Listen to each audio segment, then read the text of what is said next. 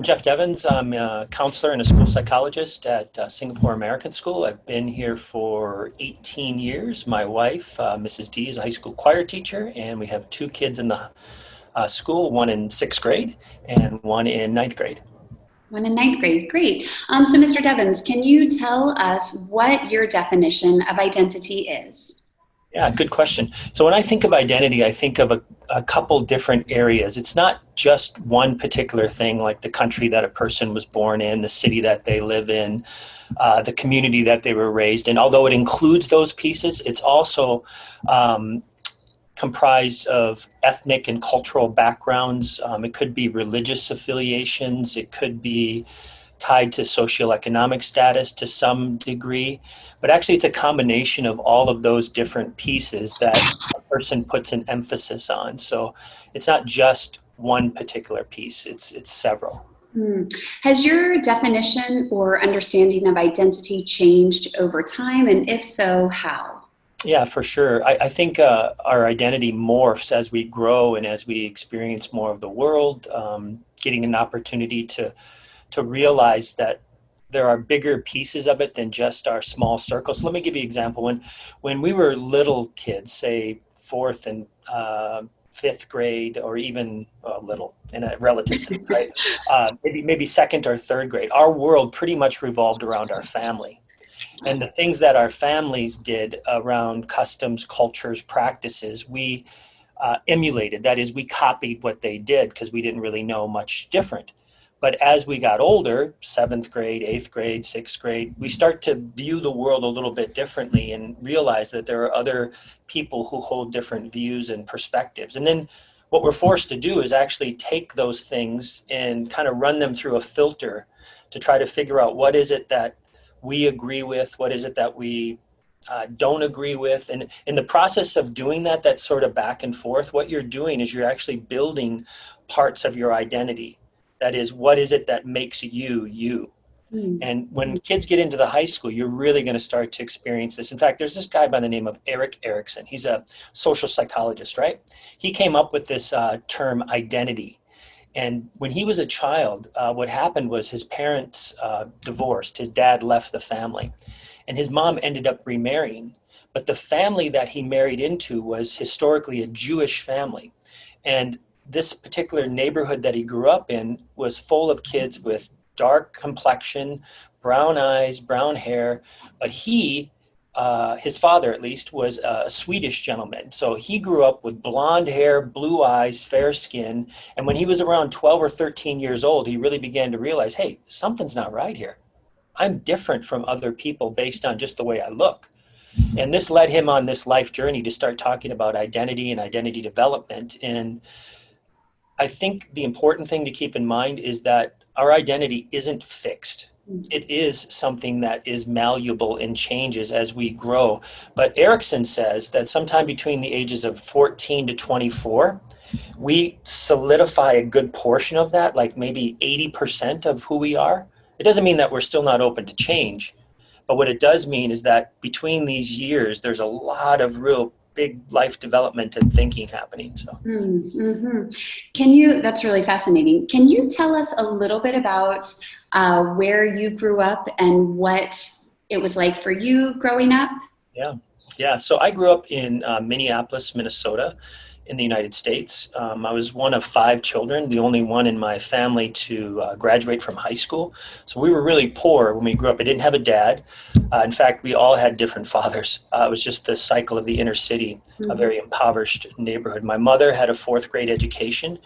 And as a result of that, there wasn't a lot of education happening in the family. We ended up moving around a lot when I was a kid as well, just to be able to save on rent, to be able to buy food. We had to make some heavy decisions about life. So I actually attended 3 different high schools, 2 different middle schools, and 9 elementary schools. Wow. So we moved around a lot. I've lived in over 30 different houses in the time that I can recall, from my earliest memory all the way from that to graduating from high school. And so certainly moving in those different cultures and those environments had a big impact on me. But there are a couple other pieces that were really, really important in terms of my identity development. One was an organization called the Boys and Girls Clubs. And when I was a kid, this organization, the Boys and Girls Clubs, would offer weeknight and weekend camps where students or kids could go, and they would be provided a meal, and you would pick up some sports skills, and you would learn about faith.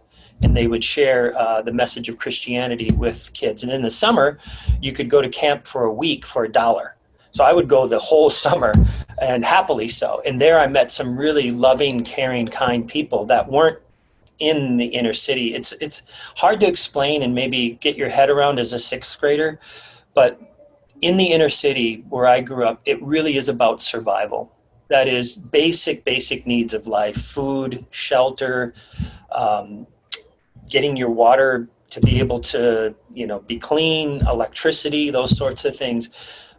So it was a tough sort of existence. So you don't develop deeper friendships or relationships until those basic needs are met, because it really was about survival. Well, as a result of my time with the Boys and Girls Club and meeting loving and caring people, I was able to realize there was a lot more to life than just survival. Mm. And lovingly, these people shared the message of the gospel with me and became a Christian. And through that process, realized that if I applied myself, if I worked, that people would help support me, but they weren't going to allow me to stay in that state. In the inner city, what sometimes happens is, because of the cycle of poverty, it's really hard to break out of that because you don't learn anything differently.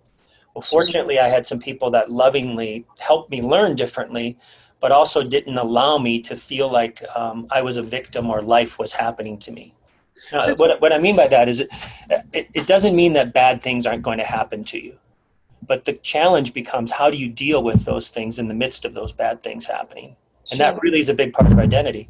So that makes me curious how you were able to sort of pull yourself out of this cycle of poverty, and wondering whether your 4 siblings were able to do the same, and whether they had some similar experiences with you, and whether they also took advantage of these camps and had sort of the same positive experience that you had. Yeah, I wish I could report, these wonderful stories, but that's not how the inner city works. And I also don't want to paint this impression that this was all done on my own chutzpah, like I just made it all. That wasn't the case. Unfortunately, my siblings had the same exposure in terms of experiences with opportunities, but for whatever reasons, there were different paths that were taken. So by the time I was in 9th grade, all of my siblings, and I'm the 4th of 5 children, had dropped out of school. One of my siblings, my sister, unfortunately got addicted to drugs. She herself had several children that were put up for adoption. 2 of my brothers were incarcerated. So yeah, it's an unfortunate set of circumstances that happened. When I turned 18, that was the last time I spent a day at home. I decided that I just needed to get out of that environment and try to forge things on my own. So fortunately, I was able to get into a good college and university, met some wonderful friends there, and continued to grow and develop my identity, right? So as I said earlier, this idea of like 14 to 24, we really focus on our identity development. I was 18 years old. I still had a lot of growth that was happening in my heart and head, trying to figure out who I was, why things happened to me. And this is really important for you young kids watching this right now, is recognize that the events that you go through in life are not just passive or happenstance. What's happening to you may be for a reason, that is something you've done. It may be for a reason, something your parents have done. It may be for no reason that you can identify in the moment. But these different experiences are impacting your identity and identity development. Can you share when you first realized, or growing up in the inner city and bouncing around from school to school, can you share when you first realized that perhaps you were treated differently from other kids because of your circumstances? I was thinking about that question when you sent some of those over to me earlier. I was trying to think of like, how was I treated differently because I was impoverished? I really don't remember any sort of prejudice because everyone was poor. I don't remember feeling marginalized or thinking somehow the system was against me. It just was what it was. What I remember were the opportunities that presented, that even though I was growing up poor, even though I was growing up without things, I still had the opportunity to take advantage of what was provided for me, whether it was education, whether it was loving, kind, caring people that wanted to help me see a better way. Mm-hmm. I never felt I never felt like someone owed me something. I never felt like it was some sort of economic system that was holding me in bondage. I felt like as a young kid growing up that if I was willing to work, if I was willing to lean into people that cared about me, if I didn't allow myself to get caught up in kind of the woe is me, pity me cycle, which is unfortunately, again, a very common thing in the inner city. But if I didn't do those things, opportunities would present. And, as I work with high school kids here, one of the things that I try to impress upon them is the importance of not focusing on what you don't have, but rather focusing on what you do have. Build those strengths. For example, doing well in school isn't really a function of your intelligence. It's a function of your work ethic. It's a function of the disciplines of organization, time management, sticking to task, and then controlling your emotions when the pressures get on. And those are things that fortunately I had some very loving people help me realize that you can't blame society or the system. Ultimately, you have to hold a mirror up and say, okay, what do I get to own?